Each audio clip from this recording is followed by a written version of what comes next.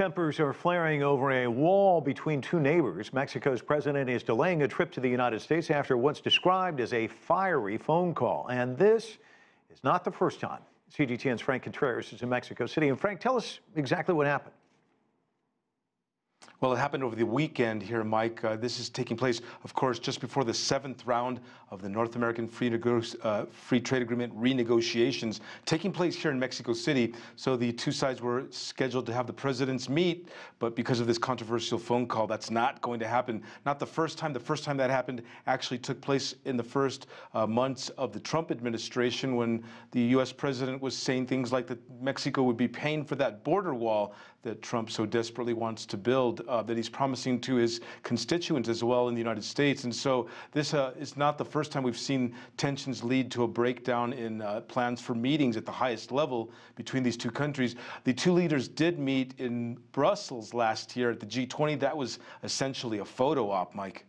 And Frank, let's talk about another Trump priority. He wants to end the DACA program, allowing immigrants brought into the U.S. as children to stay here in this country. He wanted to end the program next month, but a court blocked that shutdown. And today, the Supreme Court said it won't hear a White House appeal. This means, at least for now, those children can stay here in the U.S. Here's how the president responded to that news. We'd like to help DACA. I think everybody in this room wants to help with DACA. But the Supreme Court just ruled that it has to go through the normal channels, so it's going back in. It's a very, very sad thing. So DACA is going back, and we'll see what happens from there. Okay, so that's how the U.S. president sees it. But what's the response in Latin America?